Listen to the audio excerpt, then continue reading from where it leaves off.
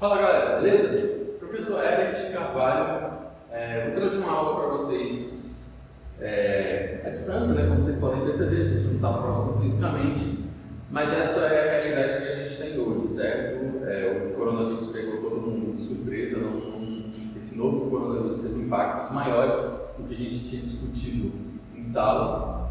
E aí hoje vou trazer uma proposta de aula para a gente analisar um tópico que a gente tinha começado a conversar, mas a gente não tinha se aprofundado, especialmente com a turma do primeiro ano. Segundo e terceiro, a gente quase não tocou muito no assunto. Em relação ao segundo ano e terceiro ano, é importante eu falar para vocês que as discussões que a gente teve, que eu tinha preparado para você, grande parte delas ficaram desatualizadas, justamente pela velocidade que tudo tem acontecido, justamente pela amplitude que isso tomou, o impacto que isso tem na vida de todas as pessoas. E é justamente essa discussão que eu queria fazer com vocês. E para fugir justamente dessa dimensão de a aula perder a validade, a gente vai trabalhar mais conceitos e depois desses conceitos a gente vai fazer uma análise. Estando unidos no conceito, tendo compreendido melhor esses conceitos, a gente vai tentar compreender os impactos reais da Covid-19 na nossa vida e também no mundo, em como o mundo se comporta, em como o mundo produz. Então, galera, a nossa aula de hoje ela vai ser justamente de conceito, vai ser uma aula teórica. Ela vai se encaixar num esquema de duas aulas, essas primeiras sendo conceitos, a segunda sendo efetivamente uma análise, tá? Galera, globalização, conceitos iniciais. É importante eu falar com vocês que eu imagino que vocês já tenham ouvido falar bastante sobre essa palavra, mas é sempre importante a gente dar um plano de fundo para esse conceito. Ele é um conceito relativamente novo, e ele é um conceito que tem sido retrabalhado, rediscutido, repensado diversas vezes no ambiente acadêmico. E aqui a gente vai fazer uma revisão breve dos principais nomes que a discutem. Pode passar. Galera, começando com o conceito, e eu coloquei esse conceito simplificado, é claro, assim, se a gente for falar de globalização, tem uma dezena de livros que falam sobre esse assunto. E aí, quando a gente fala de um conceito mais sintético, a gente sempre vai perder um pouco do que essa palavra realmente significa. Eu tentei fazer esse resuminho, mas é claro que vai ter espaço para a gente discutir mais, é muito mais amplo do que esse pequeno parágrafo que eu passei para vocês. Mas simplificando para a gente entender, a gente pode pensar a globalização como um processo que surge da financiarização da economia. Galera, a gente financiariza, ou seja, a gente ativa os mercados, especialmente das bolsas de valores no mundo todo. Você começa a dinamizar essa economia. E essa dinamização, essa integração dos mercados populariza o termo globalização, ou seja, um comércio, uma atividade comercial, econômica, que vai englobar o mundo inteiro, especialmente pelo processo de financiarização. O que essa palavra significa?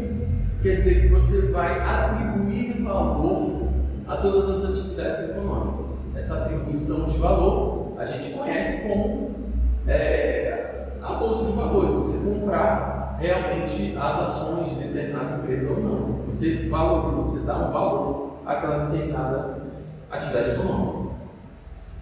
E aí, na década de 80, a gente tem uma explosão e a popularização desse conceito. De 40 anos para cá, 1980 parece que está perto, mas não está tão perto assim, ou seja, já tem meio século quase que isso se passou. Essa palavra tem sido discutida e rediscutida por diversas vezes. E hoje, a globalização abrange muito mais do que só o processo de financiarização. Isso é parte importante da globalização, mas não é só isso. Ela envolve diversos processos que estavam acontecendo ao mesmo tempo, concomitantemente, ao longo do século XX. A gente pensar lá do início de 1900, a gente começa a ter a implementação da segunda revolução industrial, a gente começa a ter uma industrialização efetiva da maioria dos países do mundo, a gente começa a ter uma integração da economia. E essa industrialização, essa produção efetiva, eventualmente vai ser integrada a partir da financiarização. Primeira categoria que a gente pode atribuir à globalização, ou seja, primeiro elemento que sofreu transformações quando a gente pensa em globalização, é a relação entre tempo e espaço. Essa relação entre tempo e espaço, ela é realmente importante. Por quê? Porque a gente vai ter uma transformação em como nós, seres humanos, e as coisas que nós fazemos para produzir nossos meios de vida, ou seja, o nosso trabalho, a relação entre nós, seres humanos, o nosso trabalho e o espaço físico, o que existe. Essa relação ela tem mudado. Se a gente pensar no período da expansão marítima, a relação que nós, seres humanos, tínhamos com o espaço era diferente. Em que sentido? Especialmente na relação que a gente tem que é mediada pela tecnologia de comunicação e pela tecnologia de transporte. Explico melhor. Por que tecnologia de comunicação? A forma como nós nos comunicamos, ou como nós nos comunicávamos 200 anos atrás, era diferente. A gente não tinha sequer telefone, a gente já tinha linguagem escrita, a gente já tinha o livro, que foi uma transformação tecnológica importante, e que mudou a estrutura do mundo pra caramba, mas não foi suficiente para integrar de forma efetiva. Ela foi integrando devagarinho, foi transformando, e aí do livro a gente tem, começa a desenvolver na industrialização alguns outros mecanismos de comunicação, e aí vem o telefone, e aí vem o código Morse, por exemplo, todos eles em ambientes de guerra, claro, como vocês provavelmente já discutiram em história. E aí a gente vai evoluindo cada vez mais e chega no que a gente tem hoje, por exemplo, que são as infraestruturas de comunicação internacional. A gente tem cabos, fibras óticas passando por debaixo do oceano, por exemplo, que vão estabelecer uma ligação entre a Europa e a América. Você vai ter hoje uma estrutura gigantesca de comunicação, não só desses dois centros ocidentais, né, América e Europa, mas hoje em dia a gente tem uma integração muito intensa também com o Oriente, certo? China, Japão, Singapura, Coreia do Sul e por aí vai.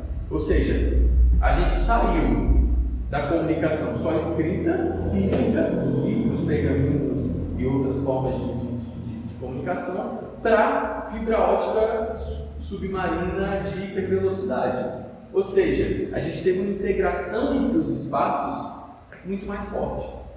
Isso para falar só de comunicação. Se a gente for falar de transporte, a gente aborda todos os outros aspectos disso. A gente tinha de viação canela, ou seja, a gente tinha como meio de transporte andar por aí, passa a andar a cavalo, passa a ter, eventualmente, automóveis e ferrovias. A gente tem transportes marítimos. É claro que o transporte marítimo ele é bem antigo, ele foi importante há milênios. Mas o transporte, a ligação efetiva entre os continentes, especialmente em termos econômicos, industriais, ela é recente. A gente começa a ter aqueles grandes cargueiros que levam centenas de milhares de toneladas de mercadoria. Isso é recente, isso não é muito antigo. E que dirá se a gente falar no transporte de mercadorias de alto valor, que a gente vai falar já em aeronave. Ou seja, o transporte que alguns séculos atrás demorava meses, 2, 3 meses para atravessar o Atlântico, hoje atravessa o Atlântico em 4 horas, 5 horas. Ou seja, uma mercadoria que tinha uma mesma distância. A distância entre a Europa e a América ela não se alterou. A distância entre a América e a Europa ela é constante desde então. A gente pode fazer a contribuição no sentido de que mexer um pouquinho em centímetros por causa da tectônica de placas, a divisão das placas tectônicas. Mas isso é quase que irrelevante. Quando a gente fala efetivamente das tecnologias de transporte, essa variação é muito pequena, ou seja, a gente pode considerá-la como constante. E essa alteração, essa distância constante, se diminuiu o tempo que a gente faz essa mesma distância. Não sei se eu vou conseguir me fazer claro, mas eu vou tentar falar um pouquinho melhor para vocês. Ou seja, a forma como a gente produz no mundo, hoje, ela só é possível com a redução dessas distâncias em tempo. Ela não se reduz em distância física, ela se reduz em tempo, ou seja, o tempo que a gente leva para transportar uma mercadoria lá da Europa para os Estados Unidos. Dando um exemplo, a BMW, que é um milionário lá importa lá da Alemanha para Califórnia. Isso só é possível com o desenvolvimento de tecnologia de transporte e também de comunicação, certo? E aí é nesse infográfico que a gente vai enxergar um pouquinho melhor. A gente vai ter as inovações tecnológicas e uma velocidade referente a esse determinado período. Por exemplo, a gente tem 1500 a 1840, a velocidade padrão do mundo era 16 km por hora. Ou seja, era uma velocidade ínfima. Qualquer distância, qualquer 100 km consumiria uma infinidade de tempo. Ou seja, a interligação entre cidades, a interligação entre continentes era basicamente impossível. E a gente evolui com a tecnologia, a gente começa a ter a locomotiva, a gente começa a ter o automóvel, e a gente aumenta essa velocidade média em muito, ou seja, triplica ela quase. Ou seja, as distâncias do mundo, elas diminuem. Existe um encurtamento do espaço-tempo. Ou seja, a distância em tempo é diminuída. Em 1950, os aviões. Em 1960, com o desenvolvimento das tecnologias, a gente tem os aviões a jato, etc. Aqui ainda entraria, aqui é só o de transporte, é claro, ainda teria as comunicações que a gente conversou anteriormente. Beleza? E aí a gente tem que falar um pouquinho sobre pós-modernidade. Pós-modernidade ele é um conceito complicado. Em que sentido? Pessoas, ele não é consenso entre a maioria das pessoas. Se você for perguntar para o seu professor de história ou de sociologia, ele vai abominar esse termo. Mas em geografia a gente acaba utilizando. Por que pós-modernidade ou modernidade avançada? Ou seja, a idade moderna, para algumas pessoas, a gente já alterou tanto a estrutura da sociedade ao ponto de que a gente vive um período pós-modernidade. A estrutura moderna seria o quê? A estrutura industrial, período marcado pela formação dos estados nacionais e pela industrialização, não mais corresponde com a realidade. Ou a realidade se alterou de maneira significativa a ponto de não fazer sentido mais a gente chamar de modernidade. Qualquer dúvida em relação a isso, só mandar lá nos comentários, tá? Eu sei que é um pouco complicado. E eu vou tentar explorar um pouco mais. Por que isso? Porque você tem umas estruturas que eram dadas para a sociedade moderna e que hoje elas não se aplicam mais tanto. Por exemplo, o homem ter o trabalho, o ser humano ter o trabalho organizado de forma tradicional. Você trabalhar lá 8 horas por dia, você vender sua força de trabalho e ganhar um salário sobre aquilo. A gente teve, desde a década de 80, um processo de flexibilização das regras trabalhistas, ou seja, toda uma estrutura moderna trabalhista, lá do Fordismo, lá do início do século XX, lá dos Estados Unidos, da Revolução Industrial, essa estrutura ela foi alterada, flexibilizada. Em que sentido? A rigidez da vida que as regras modernas davam para a vida, elas foram sendo perdidas. Tem pontos positivos nisso e pontos negativos. Não vou entrar muito em detalhe, qualquer coisa a gente conversa depois, só mandar dúvida. Ou seja, a gente tem essa alterização. E aí hoje a gente vive uma realidade que tem sido chamada de uberização da sociedade. O que é isso? A uberização é que você não dá mais pro empregador uma obrigação.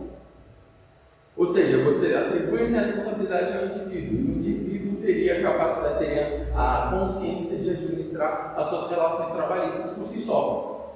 Essa flexibilização, ultra-flexibilização do direito trabalhista, hoje cria esse processo novo, que provavelmente veio para ficar, que é a famosa uberização, as MEIs, né? E que vai ter consequências muito graves, como a gente vai perceber, por exemplo, no Brasil hoje. Fazendo um parênteses, já adiantando da próxima aula, quando a gente fala sobre os trabalhadores informais, que é uma discussão tremenda, vocês provavelmente já viram no jornal. Quando a gente fala sobre flexibilização trabalhista, você tem que a pessoa é responsável pela sua produção, pelo seu trabalho, e não existe nenhuma seguridade social para essa pessoa, ele não tem nenhuma segurança para caso um risco como uma pandemia internacional aconteça. E aí a gente tem 40% da força de trabalho no Brasil sem nenhuma segurança social. E aí, quando acontece alguma merda, todo mundo tem que se virar. E aí, como é que a gente vai resolver esse problema? Porque é uma realidade. Mas enfim, isso não era uma realidade no mundo moderno, industrial, que a gente tem tradicional ali do meio do século XX. Certo? Lá do Fordismo, daquela estrutura que os Estados Unidos ficou famoso, e também a Inglaterra, a França e por aí vai. Em financiarização da economia, não vou me estender, que é basicamente você atribuir valor no mercado de valor, como a gente já discutiu mais cedo. Eficiência das cadeias produtivas, isso é importante. E a gente vai ver na próxima imagem que eu vou mostrar para vocês. Essa eficiência das cadeias produtivas é quando você tem uma distribuição da produção ao redor do mundo, ou seja, ela não está mais concentrada num Estado nacional como era preconizado, como era prometido pelo Estado nacional moderno, ou seja, com a estruturação dos Estados nacionais. Você tem uma distribuição da produção. Quando você vai comprar um produto, você sabe que aquele produto provavelmente veio da China, veio do Vietnã, veio de algum país asiático. Por mais que seja assinado o seu iPhone lá por um designer lá de Nova York, de Los Angeles, ele é produzido efetivamente, a industrialização, a planta industrial que o produz vai estar localizada provavelmente no Oriente. Ou seja, você tem uma diversificação, uma amplificação das cadeias produtivas extranacionais. Ou seja, você produz suas mercadorias em outros países. Isso é graças à compressão do espaço-tempo, é graças à evolução de tecnologia de transporte e comunicação. Você possibilita o cara estar em Nova York, o CEO de determinada empresa, e tua planta industrial, sei lá, na China. O cara lá da Apple lá, ele consegue produzir grande parte dos seus produtos lá na China, estando dentro dos Estados Unidos. Isso é graças a uma cadeia produtiva global, muito eficiente de comunicação e de transporte. Porém, como a gente vai ver na pandemia, como a gente vai discutir na próxima aula, esse tipo de produção, de acordo com alguns especialistas, talvez esteja em xeque. E, por exemplo, se você ouviu o pronunciamento do ministro da Saúde ontem, dia 1º de abril, a gente vai ter que se virar para produzir nossos próprios insumos, por exemplo, de saúde. Não tem como a gente comprar máscara, teste, tudo da China, porque o mundo todo está correndo atrás dessas mesmas coisas. Ou seja, essa cadeia produtiva está em xeque hoje. A gente sabe que ela é significativamente diferente da produção moderna. A gente não sabe qual é o futuro, o que deve acontecer, mas hoje a forma como o mundo produz, ela é global. Ela depende, os países dependem uns dos outros. E essa produção ela tem que ser em tempo real, por isso que eu botei just in time, ou seja, em tempo real. Ou seja, você produz aqui e você não mantém estoque. Você produz e vende, produz e vende, produz e vende. Quando chegar num central, na central de distribuição, ela não fica horas no centro de distribuição. Ela chega de manhã e antes da tarde ela já tem que ser despachada para onde ela vai ser consumida. Ou seja, uma produção em tempo real, produção e consumo em tempo real. E por último, não vou entrar muito em detalhes, são as mudanças culturais características desse período dos anos 80 para cá, que é a integração cultural do mundo inteiro, certo? Ela vem, a princípio, americana para o resto do mundo, ou seja, a gente começa a consumir cinema americano, a gente começa a consumir cultura americana, a gente começa a consumir jornal americano. E aí, você também tem um processo inverso que os americanos começam a consumir os produtos culturais do resto do mundo. Ou seja, a globalização também está evoluindo junto com a gente. Então, mesmo os conceitos, essa análise conceitual, ela permite uma certa amplitude dessa análise, até porque o mundo está evoluindo agora, nesse momento. E aí, por que eu botei aqui uma palavra? Só para enriquecer um pouquinho o vocabulário de vocês. Gente, efêmero. Efêmero é uma palavra que o David Harvey, que é o autor mais forte para que defende pós-modernidade, o livro dele chama Condição Pós-Moderna, e ele fala muito sobre elementos culturais efêmeros, ou seja, todos os fenômenos culturais hoje não duram. A palavra efêmero quer dizer rápido, quer dizer líquido, ele vem, fica e depois vai embora. Isso se fala, não tem um exemplo melhor do que meme. Ele chega do nada, por qualquer pessoa, você não faz ideia, você gosta, ama aquele troço, daqui 3 dias você não quer saber, você tem enjoado daquele troço. A cultura ela é muito mais rápida e ela tem se transformado muito mais rápida justamente por essa condição pós-moderna da nossa sociedade, como defende o David Hume. E aqui uma imagenzinha para ilustrar as cadeias produtivas globais, tá? A gente vai ter diversas bases produtivas espalhadas pela Ásia, especialmente, e a gente vai ter as diversas formas de transporte que a gente vai ter internamente os caminhões, os trens dentro da Europa, já que a Eurásia ela é unida, né? Esses dois continentes, eles teoricamente são juntos, então você consegue ter a possibilidade desse transporte via ferrovia. E já para a América, esse transporte é principalmente via navio. Lembrando que o navio ele é mais eficiente em transporte de carga, tá? Então, cargas muito pesadas você tende a levar via navio até mais do que o transporte via trem. Mais eficiente energeticamente em custos é o navio, já que ele só fica boiando ali, né? no meio, que é o oceano. Certo? E aí a gente entra em um conceito que é muito importante, então vou dar uma respirada, tudo isso que eu falei para vocês é muita coisa, e a gente vai ver outro conceito também complexo, tá? Lembrem que, se precisar, dá uma pausinha, anota, reflete um pouquinho sobre o que eu estou falando, eu sei que é muita coisa, mas é isso, vocês sabem como é a minha aula. Voltando, galera, relação entre escala local e global. Gente, quando a gente fala sobre essas duas relações, a gente tem a escala de análise local, ou seja, onde a gente vive, qual o lugar de vocês?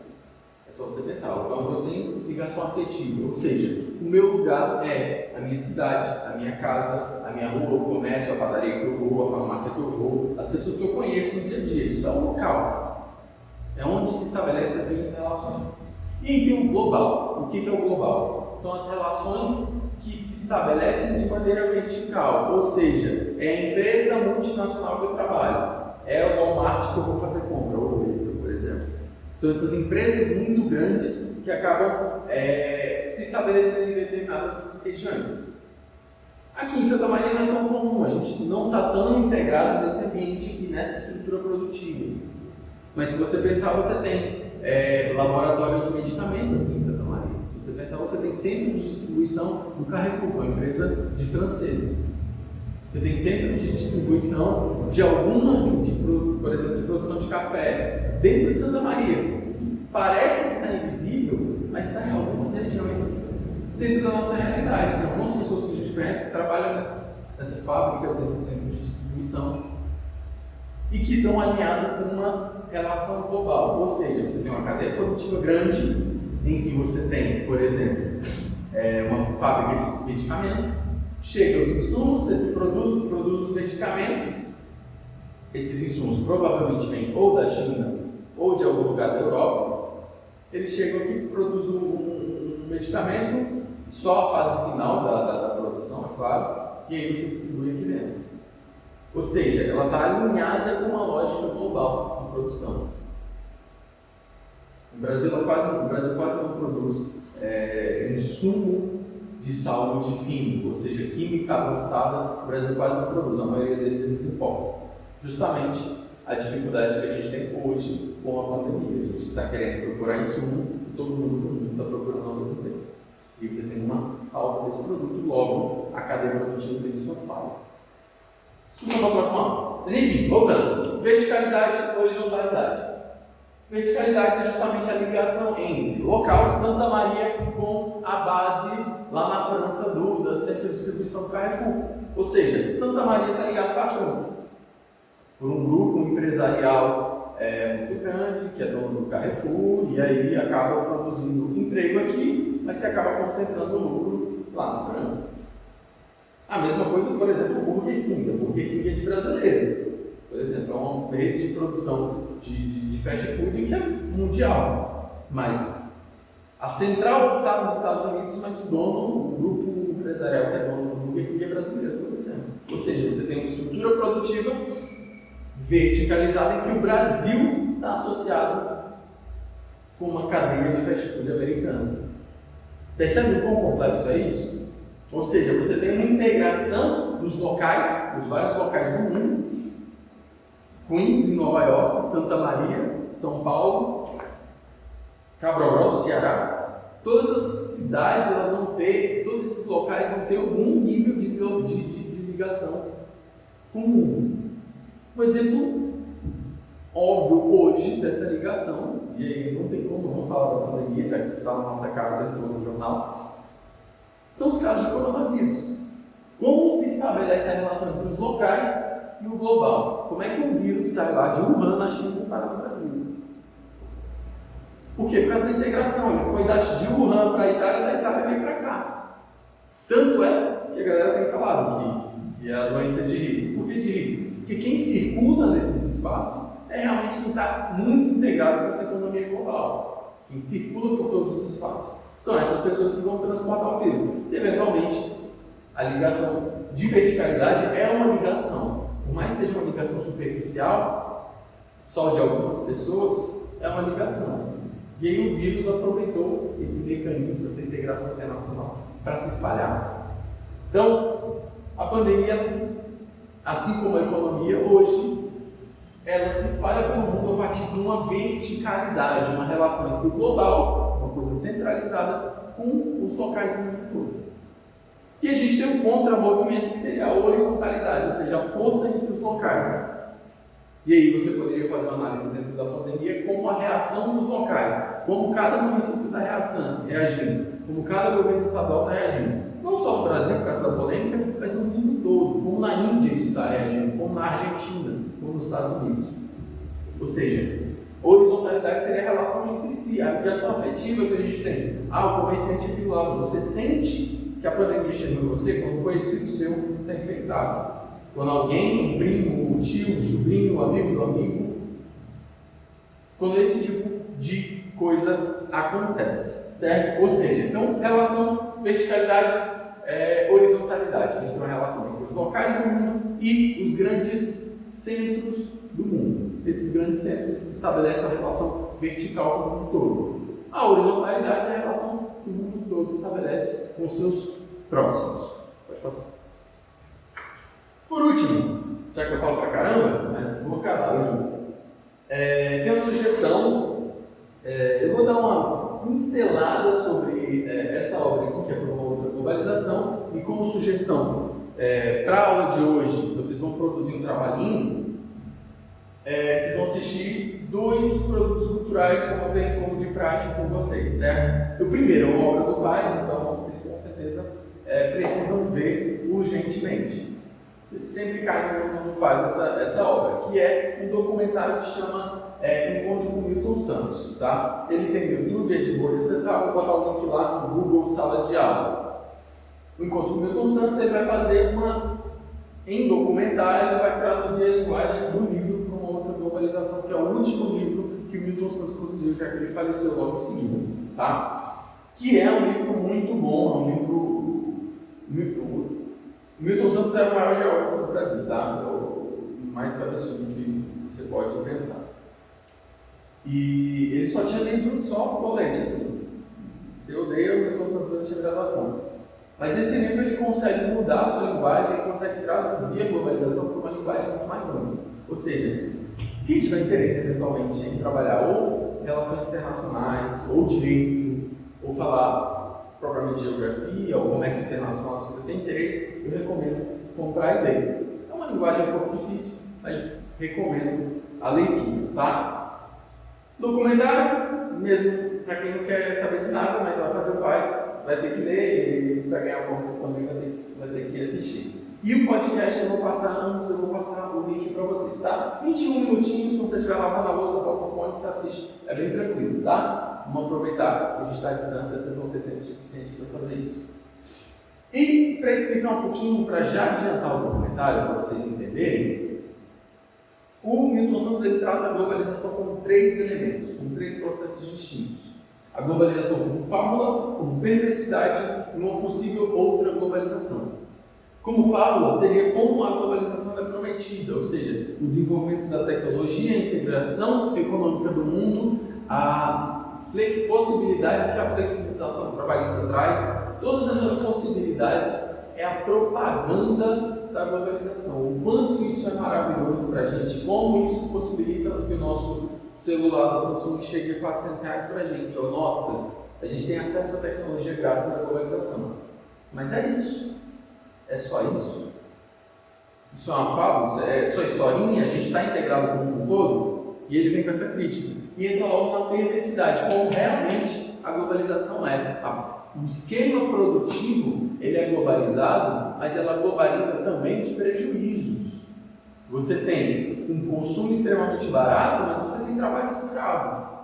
Você tem, com a flexibilização trabalhista, você tem a realidade que a gente tem hoje na pandemia, em que você tem 40% da força produtiva no mundo, no Brasil, 40% das pessoas que trabalham no Brasil não tem segurança social. Ou seja, ele fala muito sobre a perversidade. Ele analisa lá em 2001, esse documentário de 2001, facetas da globalização que são extremamente atuais hoje. Ou seja, 20 anos, mas a análise continua a mesma. Por isso que eu quero propor essa análise.